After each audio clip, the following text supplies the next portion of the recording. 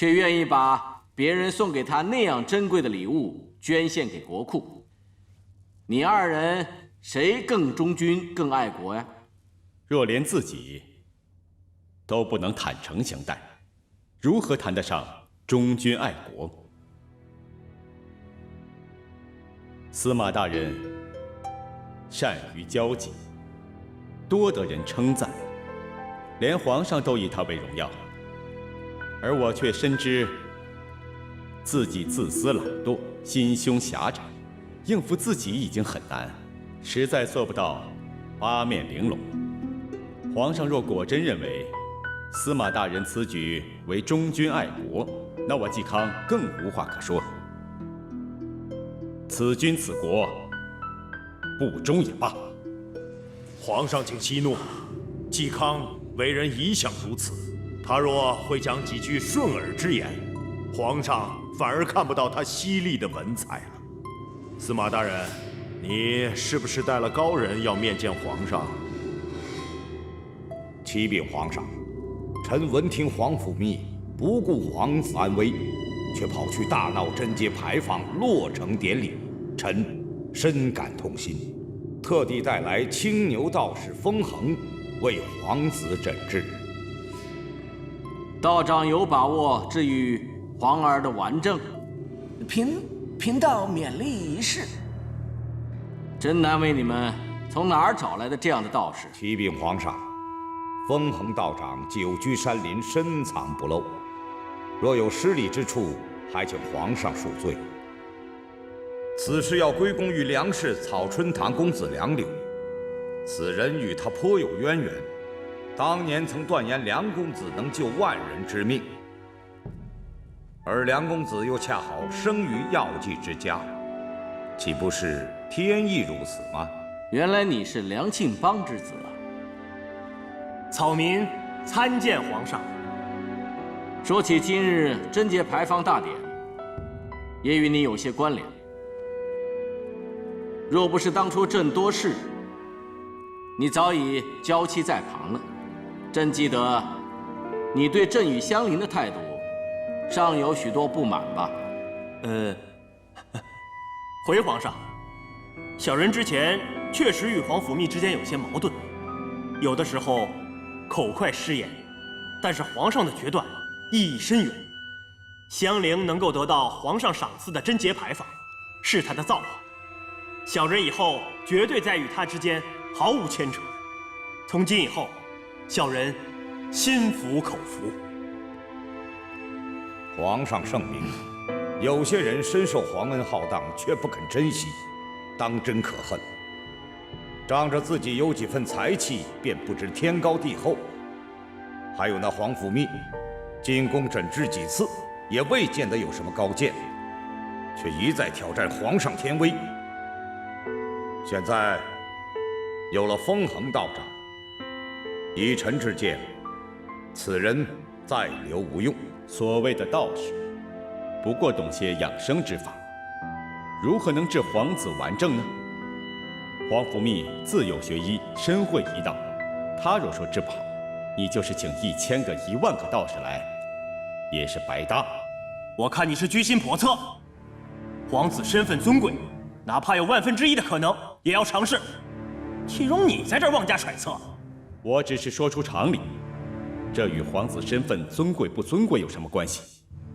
人吃五谷杂粮都免不了一死。你们在这里胡乱出些馊主意，不如劝皇上早做打算。反了！谁允许你如此咒骂皇儿，如此张狂？给我打入死牢，择日问斩！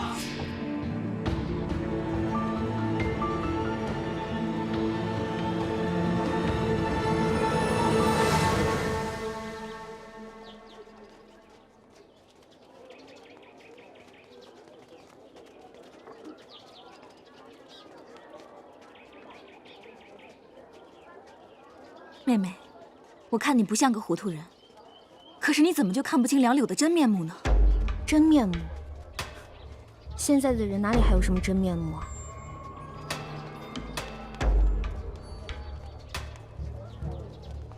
梁柳回来了。从哪儿弄来一个假道士？又想耍什么花招？姐姐，他旁边的那个官员是谁啊？当朝太尉司马奎，和梁家勾结已久，狼狈为奸。这次不知道他们又在搞什么阴谋诡计。你见过他？就是他害死我爹娘。什么？妹妹，你到底是什么人？好，今日我暂且不问。但是我想梁柳肯定要来神针堂找麻烦，我今天就让你看看。走。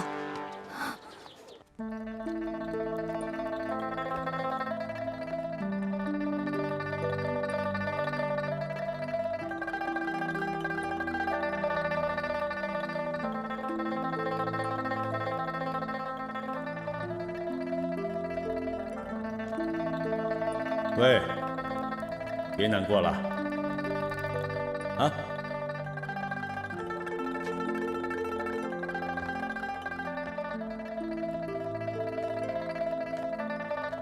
嵇康先生，怎么你也在这里？哦，我刚来啊，你早到了？啊？哎呀，好了好了，男人大丈夫垂头丧气像什么样子？啊，我都要被砍头了，也没像你这个样子。这可怎么办呢？你为什么会突然间被砍头呢？是我搞乱了贞节牌坊的落成，要砍头的人应该是我才对啊！哎呀，这皇帝老儿啊，自己求而不得，就给人家立了个贞节牌坊，这传出去啊，那不是名不正言不顺呢？你放心，你死不了。那皇上一直想让我进宫当御医，要不我应了他，换你一命吧，或者我去买通一个什么大官，偷偷的把你给救出去。你这么有才华，不能死在这里啊！哎呀，谢谢你啊，让我在临死前遇见如此真情。人固有一死，像我这样堂堂正正的死，正是我所追求的。我嵇康一世绝不苟且。其实，若论风采气力、才华能力，你皇甫谧绝不在我嵇康之下呀。皇上只看到了你的医术，却忽略了你的文采韬略呀。嵇康先生，你这玩笑开大了。我有什么文采韬略？若不是师父走得突然，现如今我还不是在混吃等死吗？你还别说，若不是和你有得了啊，就凭单真师傅那点美酒，就能一次次的吸引我大驾光临。我告诉你啊，我嵇康今日在此拍板定钉，若非我命短，不然一定和你结为兄弟才过瘾。谢谢先生夸奖。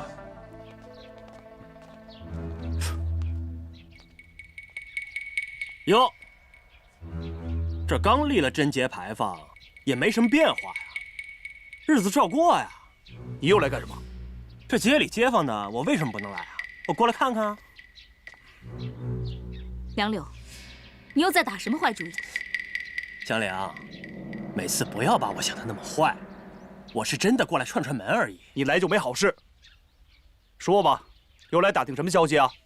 我看你啊，几天不造神针堂的谣，你心里就不舒服，是吧？大师兄，说话一定要注意啊！我什么时候造过你们的谣？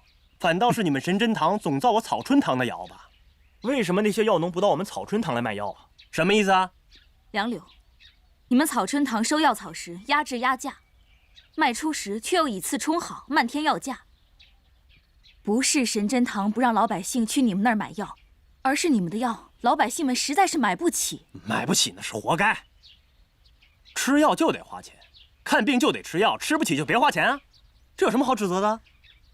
哼！梁柳，我劝你还是离神针堂远一些。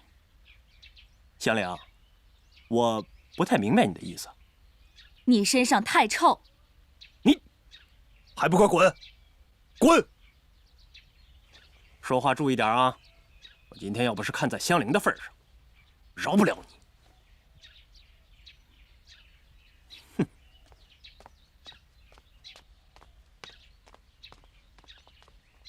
英惠，英惠，你不用多说了，我心里已经明白了。不过我还有件事情未了，我要先回去。你放心吧。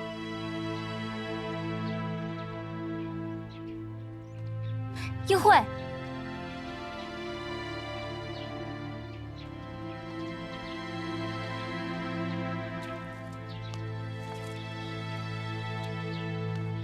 哎，英惠姑娘。啊，英惠姑娘，我正找你呢。这几日我比较忙，也没时间过来问候你。怎么样，过得还好吗？过得挺好的。你放心吧，梁公子。这几日还在想，来府上麻烦了这么长时间了，我总想找点什么事情来做，也算回报你的搭救之恩了。啊，娘。英惠，老夫人。娘，你这是要去庙里吗？嗯。但是我觉得这个时辰已经不早了，明儿一早再去吧。今天是观音菩萨的诞日，我一定要去的。啊，要不这样吧，梁公子，以后我就陪着老夫人，陪她念经礼佛的，这样我还有个伴儿。哦，刚好，我娘也一直念叨，想找一个跟她谈论佛经的人。那我陪老夫人去。嗯。告辞，告辞。哎，好。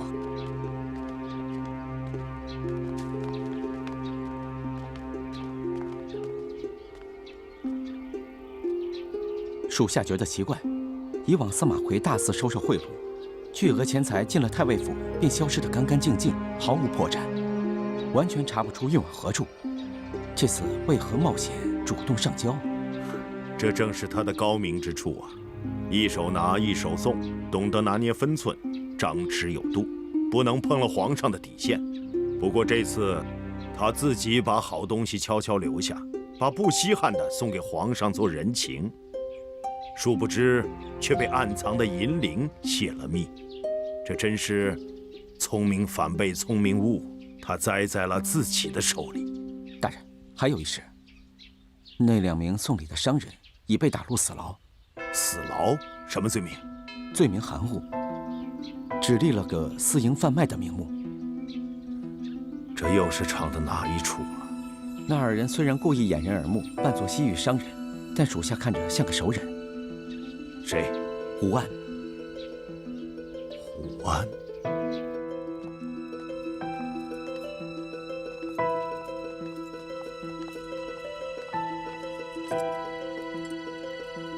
把门打开。是。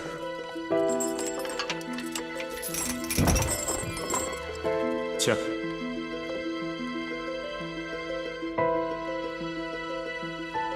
来，过来。去，找个可靠的太医来，务必把他们2个给我救醒。是。还有，多派些人手来，以防司马奎的人杀人灭口。是，大人。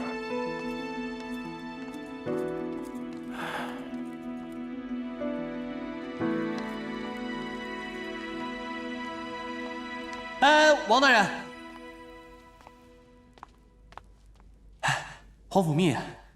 皇甫谧，哎呦，你真是和监牢有缘呐！10天半月就得来光顾一次。谁说不是呢？王大人，神真堂一切可好吗？还好，你就放心吧。你好好在这儿待着，别再惹事了。我找机会救你出去。把门打开。是。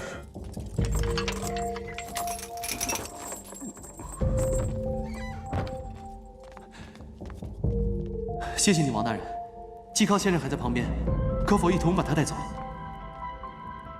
对，大人，把我跟他们放在一起住吧。这来而不往非礼也嘛。你跟我来。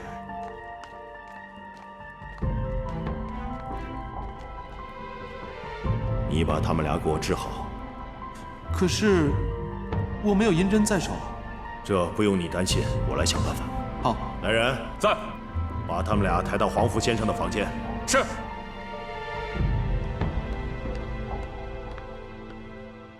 大人，听说王赞下午去了一趟死牢。他走的时候，有没有带走什么人？那倒没有，不过加派了许多看守。他是不是知道了什么？这个老狐狸跟我斗，暗的不行，你们就来明的，你们只管杀。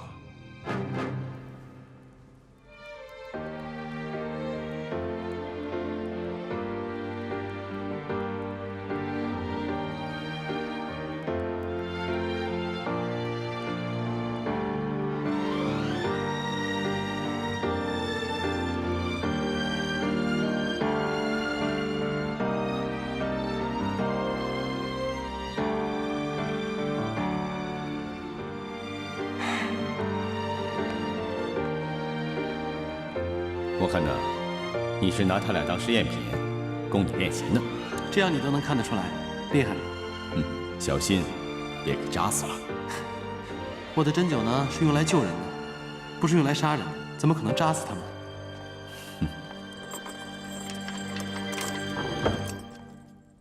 来，给这2个快要死的人喝点水吧，好让他们上路。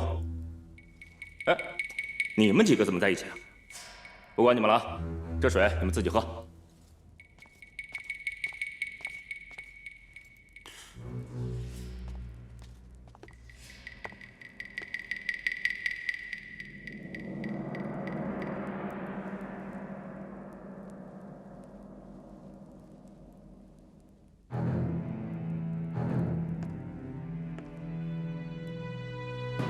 有毒的，都已经打入死牢了，为什么还要给那2个人有毒的水喝呢？哎，原来装死也很累啊，还是死了最舒服。看来这2个人呢，命不久矣了。想我梁氏一门，本应摒除一切杂念，制药救人。可曾想，我儿却平生事端。如果我儿有什么报应的话，那恳求菩萨就报应我一个人好了。恳求菩萨，让我儿早日开悟，能够静下心来，修学华佗祖师爷的绝学要典。那我别无所求，一心念佛，往生极乐。娘，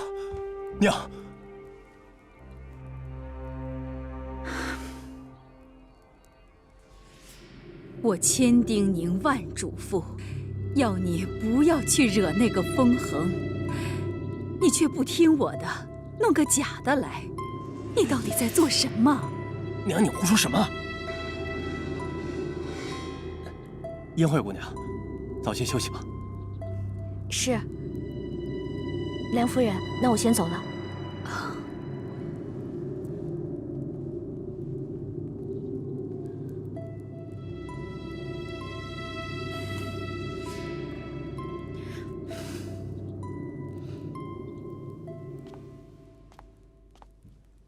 黄甫先生，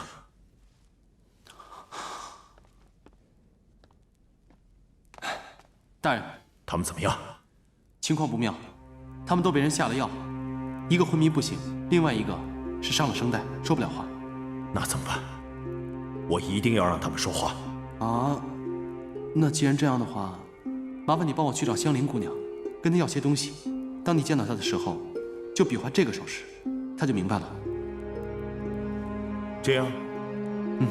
没错。好。爹，我找到了，我找到药典了。爹放心，爹用生命保护的青囊锦，女儿一定会全部找回来，再找一个德才兼备的人托付给她。到时候，女儿就到九泉之下，与爹和娘团聚。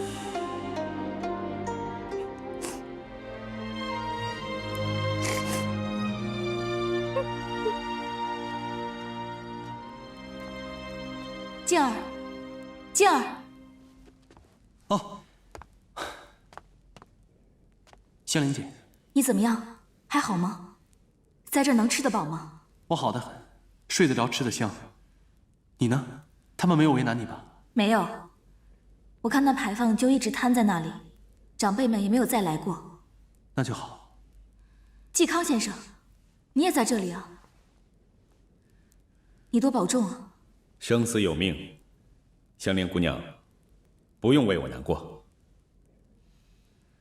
对了，静儿，我看那个梁柳不知道从哪里弄了个道士回来。哦，我也听说了，是青牛道士封恒。什么？他长什么样子？他个子不高，长了一头黑发，我看他也不像是什么高人。还好，那个不是封恒先生。他肯定又在搞什么阴谋诡计。先别管他，我要的东西你带了没有？带来了。好。你要这干嘛呀？就这么一小摊，你知道多难得吗？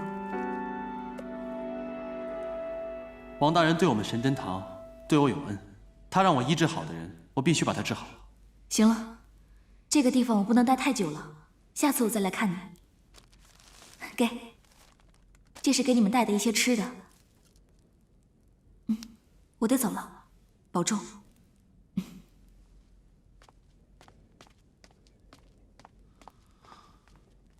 哎，先生啊，有酒有肉。哎呦，啊，哎呀，哎，这是什么？哦，这个是好东西，叫三足蛹，去腐生肌，化腐朽为神奇。哎，这位兄弟啊，只要用了它之后呢，嗓子好了还不止，没准啊还可以去卖唱。我早知道皇甫谧是个妙人，却不知风趣到如此地步。若是由得你胡闹下去啊，你虽然说能治好病人的病，可没等治好就被你吓死了。哎呀，我季康啊，自愧不如啊！兄弟，委屈你了。这都过了约定期限3天了，还不见人回来，咱们是不是该进城找找啊？废话少说，要是能进城，当初就不让二王子单独行动了。二王子这次瞒着首领把贡品送了人情，回去还不知道闹出多大风浪呢。哼，这下倒好，连人都不见了。这趟可真晦气，诸事不顺。哎，是啊。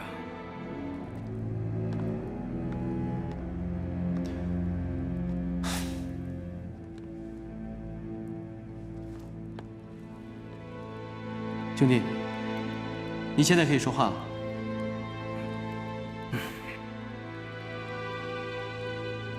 兄弟，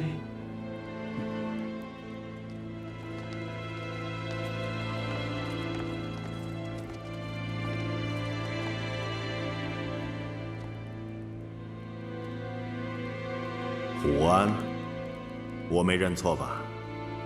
你可是威风八面的人物。怎么落难至此啊？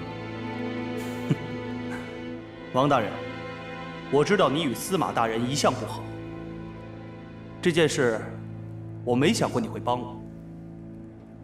司马大人会来解释清楚的，不劳你费心。边境部落那批贡品是你送来的？监牢里躺着的那位也不是一般的人吧？你怎么知道？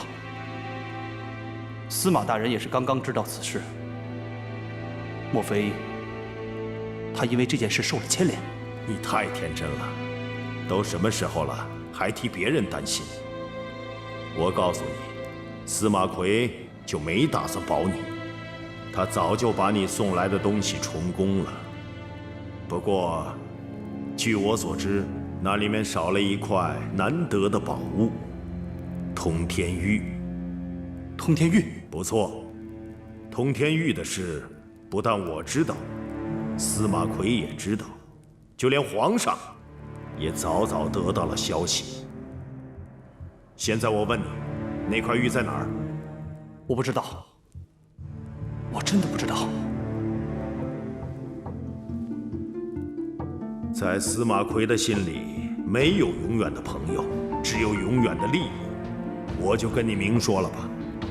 司马奎野心勃勃，这些年手握兵权，他就没打过什么好主意。你送来的金银珠宝，他根本就没有放在眼里，只是那块通天玉，那可是镇国之宝。如果谁想打这块玉的主意，被查出来，那可是背叛朝廷的大罪。你跟我说实话，或许还可以将功折罪。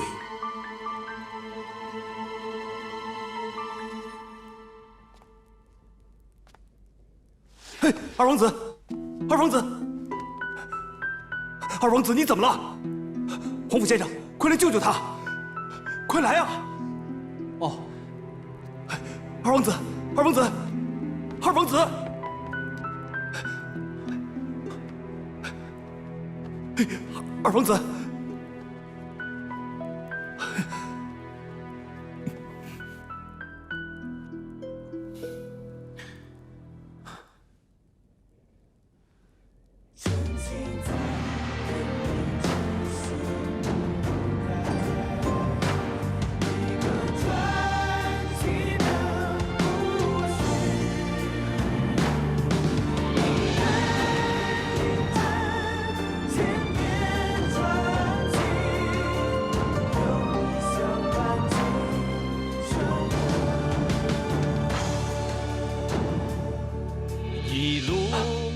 嵇康先生，麻烦帮他脱鞋。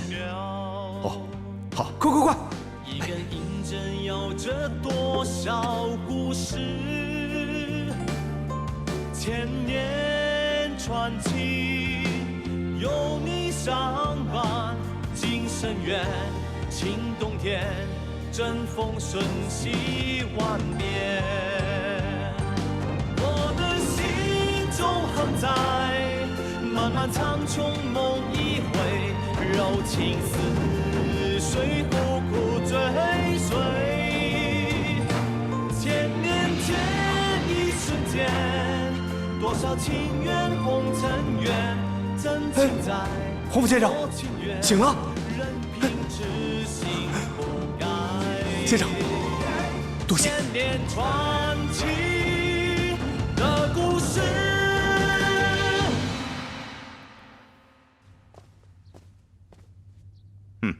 王大人，今日午时之前，你若查不出来，你就要去阴曹地府去找他们了。哼，找条大鱼并不是那么容易，小心鱼死网破。随便找2条小鱼顶顶事就好了，大家都省心。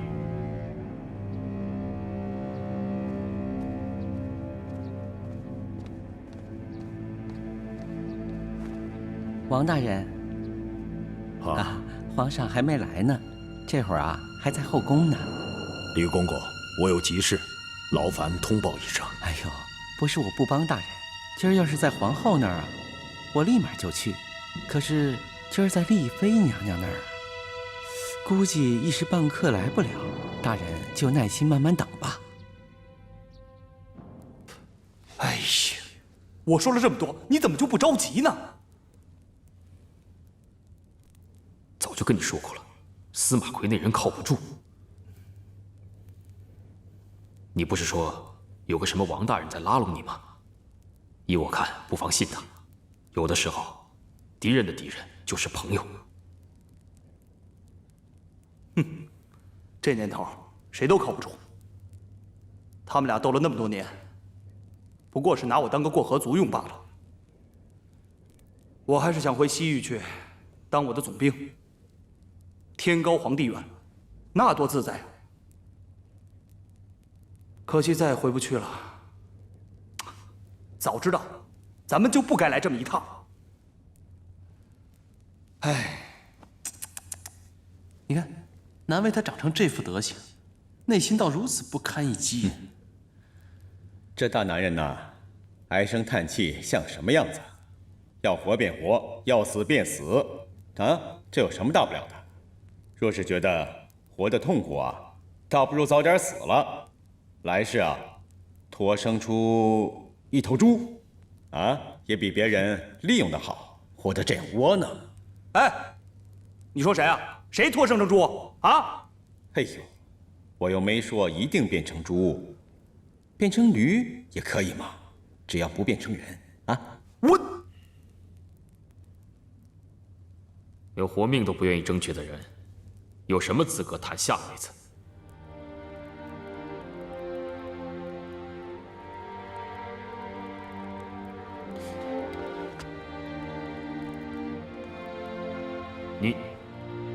你就是那天集市上的黄甫密？喂，你有没有良心啊你？要不是我，你早就死了。还有你，我早就跟你说你有病啊，你又不信。好了，现在难受了吧？你的病啊，到底是怎么得来的？自小在部落首领家里长大，从小就危机重重，能活下来就不容易了，生点病算什么？经常犯吗？心情好的时候犯的少一点，若是烦心事多了，就犯的多一些。我知道了，郁结之气，郁结之气就是关键。胡将军，想好了吗？这可是你最后的机会。好消息啊，王大人，皇子的病有救了，因为他的病跟皇子的病一模一样，我能医好他，就能医好皇子。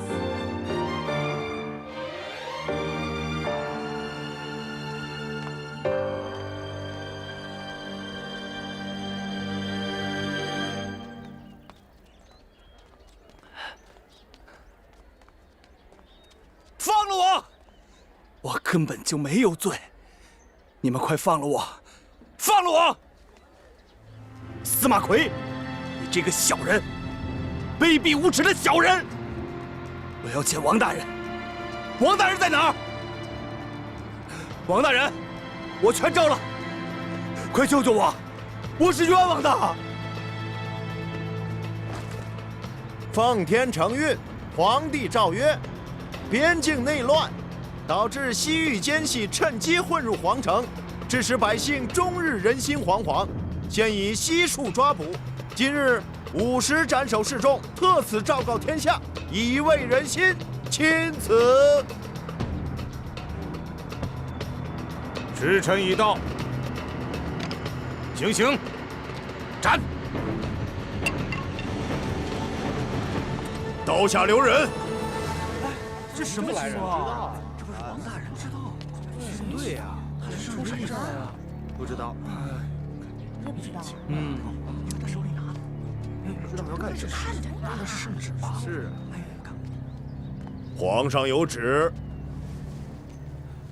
皇帝诏曰：其一，因有囚犯身患顽症，若能以此为例，寻得救治方法，实乃天下万民之福。其二，西域部落之争情况复杂，不可一概而论，迁徙一案暂缓，责令重新调查，今日不斩。钦此。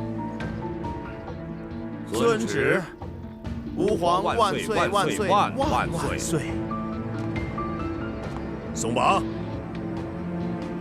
司马奎，你不得好死！今日你弄不死我，他日你必将死在我的手里。参见皇上。免礼。谢皇上。臣以为今日不斩之事不妥，如今已有封衡仙人坐镇，皇子治愈指日可待。所谓以囚犯身体试针，纯属无稽之谈，分明是皇甫谧的缓兵之计。哼，这跟皇甫谧有什么关系啊？朕只是说让他自省，朕又没说要砍他脑袋。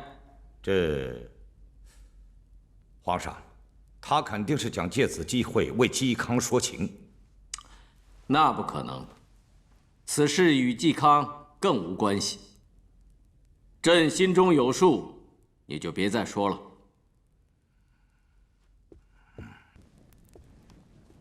启禀皇上，香菱求见。宣。是。宣香菱觐见。参见皇上。免礼。谢皇上。皇上，民女香菱今日前来，第一是为了叩谢皇上赐贞节牌坊殊荣，第二是想求见封衡道长。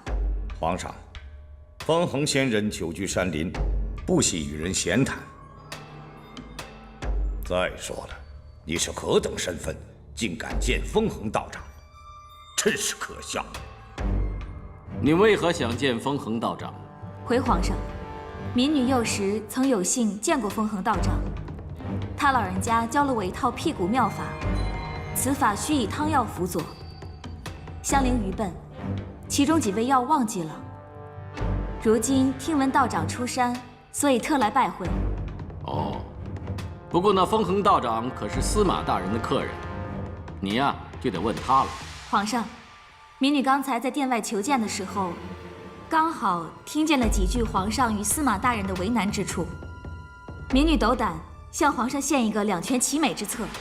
哎，朕就喜欢两全其美之法，你快说来听听。其实皇上与司马大人还有皇甫谧之间有一个愿望是相同的，那就是能尽早治愈皇子的顽疾。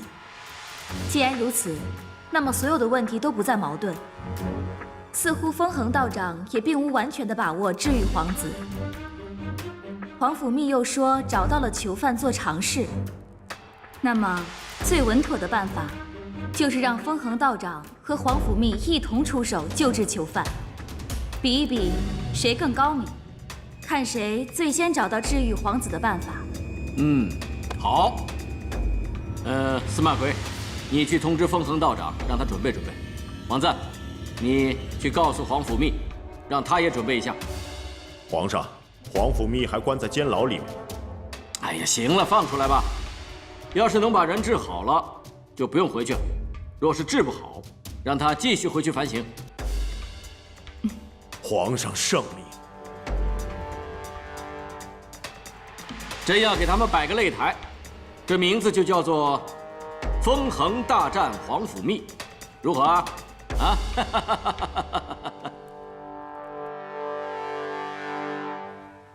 参见皇上。免礼。谢皇上。怎么，好了？不是，在皇上面前露了馅儿，那咱们不要慌，你只要记得教你的几个穴位，狠狠扎下去。有什么事情，我自会安排。好。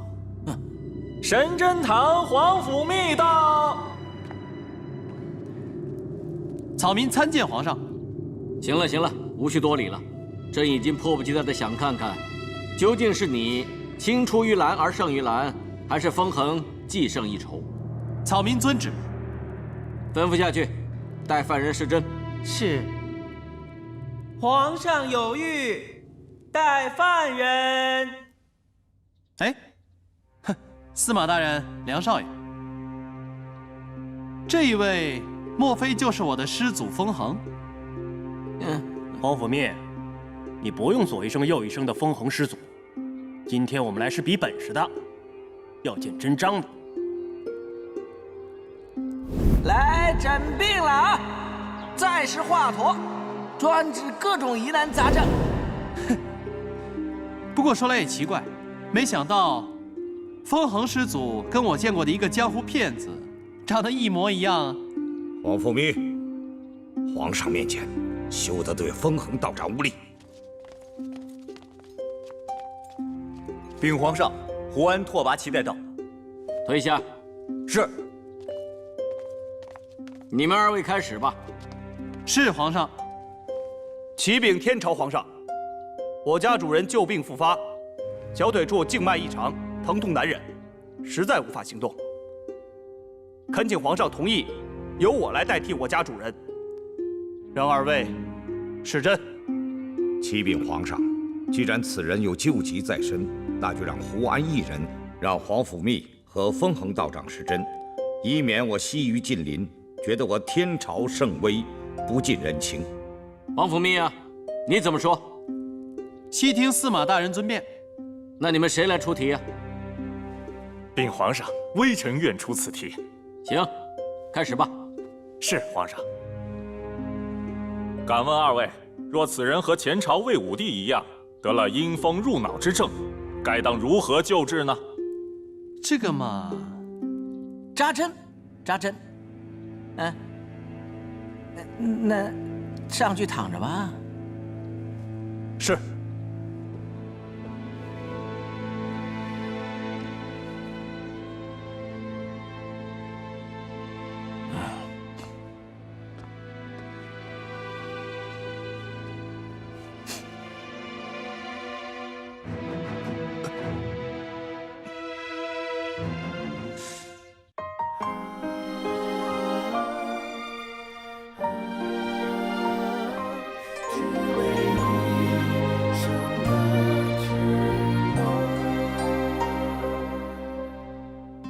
一生中需要隐藏多少秘密，